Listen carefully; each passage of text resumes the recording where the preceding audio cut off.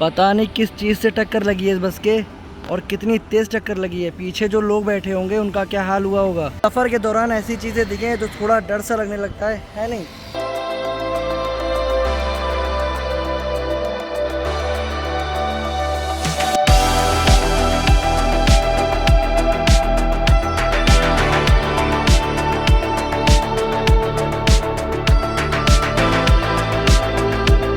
Hello everyone, welcome back to the another vlog. कुछ चीज़ें पहले ही क्लियर कर देते हैं ताकि आप लोगों को कंफ्यूजन ना हो। ये व्लॉग थोड़ा पहले का है। हम रैयान को लेकर अपनी R15 से अच्छी खासी लंबी राइड पर गए थे और इस भाई ने काफ़ी बार कमेंट करा कि R15 से राइड करो, R15 से व्लॉग देखना है, R15 से कब से व्लॉग नहीं देखा। तो ये स्पेशल व्लॉग आपके लिए। और व्लॉग में आगे बढ़ने से पहले ज़रा मेरी आँख देखो कैसी लाल हो रही है, सूजन आ गई आँख के नीचे।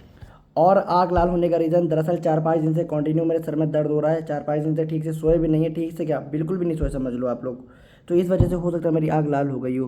टेंशन ज़रूरी नहीं है भाई, हंस के व्लॉग बना रहे हैं तो सब कुछ हंस हंस के चल रहा हो, ज़रूरी नहीं है। बाकी बिना टाइम वेस्ट करें निकलते हैं राइड पर।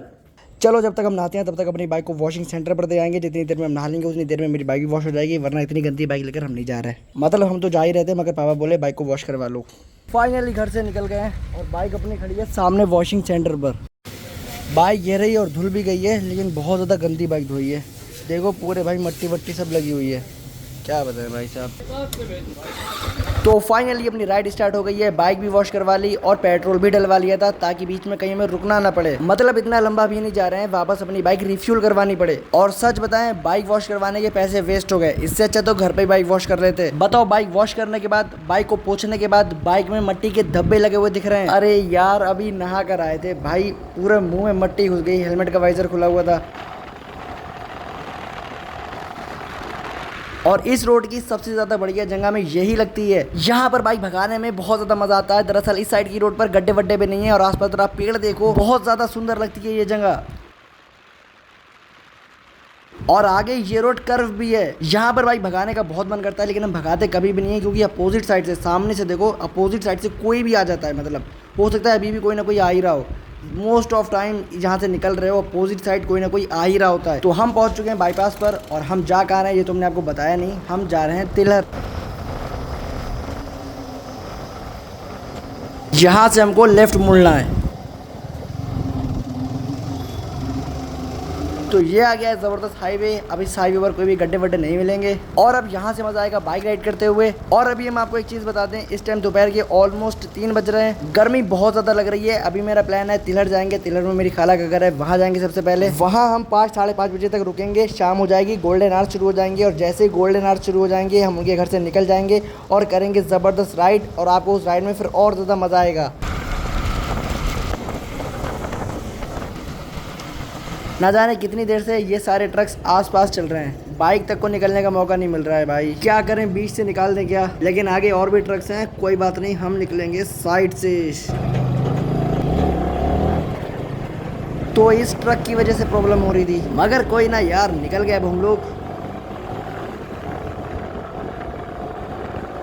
और अभी आगे बहुत ज़्यादा सुंदर आपको रोड्स दिखने वाली हैं। और अगर आप लोगों को मंजिल से ज़्यादा सफ़र में मज़ा आता है मेरी तरह, तो कमेंट करके ज़रूर बताना। बाकी आप लोग एंजॉय करो।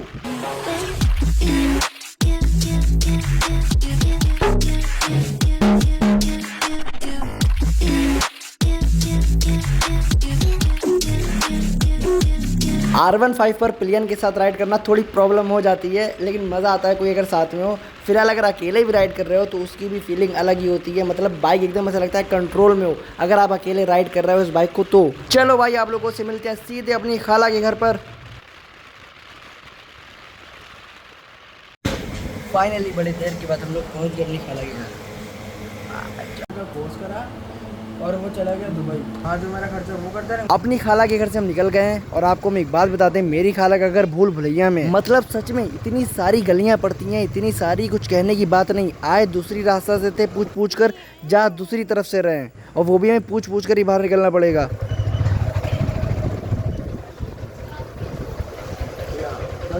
हाईवे पे जाना, इधर से रास्ता है नहीं। हाईवे पे जाना, इधर से रास्ता है नहीं। हाईवे जी, क्या पीछे पे जाए? ये सामने चली गई है पतली सी गली, यही रास्ता है। इसमें से निकल जाओ जी, ज़्यादा घूमने घाम के चक्कर में ना पड़ो, बस इसमें से निकल के सीधे चले जाना, सीधे जाके फिर दो रास्ते पड़ेंगे, एक ऐसे इस वाले पे जा थोड़ा चल के और फिर ऐसे चले जाना जी। हाँ हाँ उठना, पहले आप जाएंगे सीधे हाथ की तरफ जी। फिर थोड़ा चल के उल्टे हाथ बाएं की तरफ जाएंगे फिर सीधे पहुंचेंगे। शुक्रिया। अब इन चाचा ने बताया तो बहुत प्यार से, लेकिन हमें कुछ समझ में नहीं आया। जी जी ऐसे कर रहे थे जैसे सारी चीज़ें मैं एक बार में समझ में आ रही हूँ। बस सबसे पहले पतली गली ढूंढना है हमको। ये गली की बिटिया है ये। अब आपको भी मेरी तरह ये लग रहा होगा पतली गली यही थी, मगर पतली गली ये आई है। पहले हमने झांक के देखा कि मेरा सर आ जाएगा इसके अंदर, बाइक तो दूर की बात है।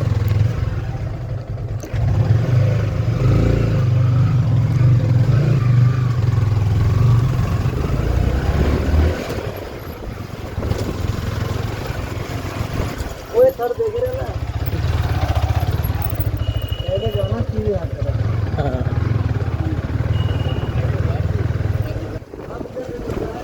अरे राइट पूछ रहे थे। अरे भैया हाईवे पे जाना है चाचा।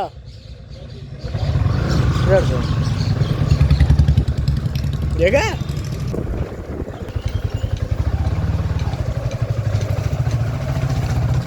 तो फाइनली भूल भुलैया से निकलकर पहुंच चुके हैं हाईवे पर। लग नहीं रहा था आज की तारीख में हाईवे पर पहुंचेंगे। हाँ हमें पता था चाचा आप रोड के बीच में आओगे बिना पीछे देखे, इसलिए हम पहले से ही प्रिपेयर थे। अपनी खाला के घर से निकले और एक पेट्रोल पंप पर आकर रुके हैं कि और भी सारे ब्लॉग में हम कह चुके हैं। ये जो गोल्डन हॉर्स होते हैं भाई बहुत ज़बरदस्त लगता है। आप एक बार तो रोड देखो क्या लगती है भाई गोल्डन हॉर्स में, और वो रही अपनी बाइक इतनी दूर। चाय पियोगे? वहाँ पे क्या कहते हैं बाईपास। बाईपास में चाय नहीं है कोई भी, फिर मैं शाबाश में पियेंगे। यार जब हमें ऐसे हाईवेज मिलते हैं मेरा मन करता है हम कम से कम 100-200 किलोमीटर लंबी राइड करें। दरअसल यार अब तक हम कहीं भी अपने घर से बहुत ज़्यादा क्या थोड़ी दूर भी नहीं गए अपनी बाइक को लेकर। ये देखो भाई बाइक वाला कब से लगा हुआ है पीछे पीछे भाई। तो चलो भाई फिर जो ये चाह रहे हैं इनको दे दिया जाए।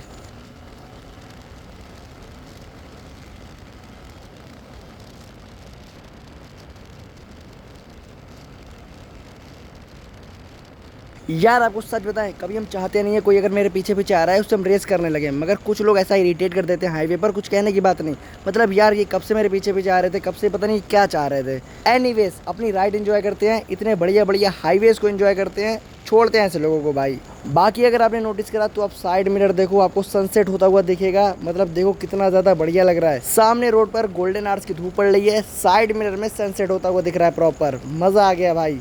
और अगर भाई आप चाहते हो हम किसी और बाइक को राइड करें, किसी जगह पर जाकर बाइक राइड करें या कोई चैलेंज वीडियो शूट करें, तो आप कमेंट करना।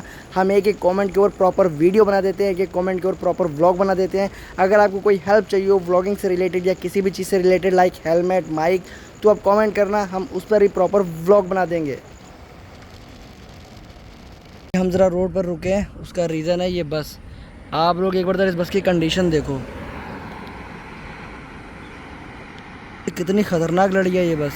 पता नहीं किस चीज़ से टक्कर लगी है इस बस के और कितनी तेज़ टक्कर लगी है। पीछे जो लोग बैठे होंगे उनका क्या हाल हुआ होगा। सोचो यार बस जैसी चीज़ इतनी खतरनाक डैमेज हुई है। पीछे से देखो ज़रा बस को, और अंदर की सीटों को देखो बिल्कुल बेंड हो गई हैं। देखो ज़रा आप लोग, बिल्कुल बेंड हो गई सीटें। सफ़र के दौरान ऐसी चीज़ें दिखें तो थोड़ा डर सा लगने लगता है नहीं?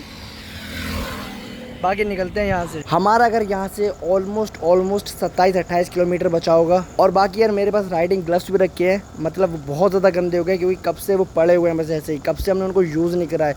सर्दियों में यूज़ करा था, हालांकि वो हाफ फिंगर वाले ग्लव्स हैं, सर्दियों में से काम नहीं आते हैं, मगर फिर भी उन्हें पहनकर राइड करने में मज़ा आता है। आप ये कहीं राइड पर जाएंगे तो वो ग्लव्स भी पहन लेंगे। पहले तो घर पर ढूंढना पड़ेंगे ग्लव्स रखे भी हैं, कहाँ रखे हैं ये ढूंढना पड़ेगा हमें यार। तो चलो भाई चलते हैं अपने घर पर और मिलते हैं सीधे आपको अपने घर पर चलकर। फाइनली आ गए अपने घर पर। इस ब्लॉग को करते हैं यहीं पर एंड। अगर आपको ये ब्लॉग पसंद आया हो तो चैनल को सब्सक्राइब कर लेना। मिलते हैं आपसे किसी नेक्स्ट ब्लॉग में, तब तक के लिए बाय बाय।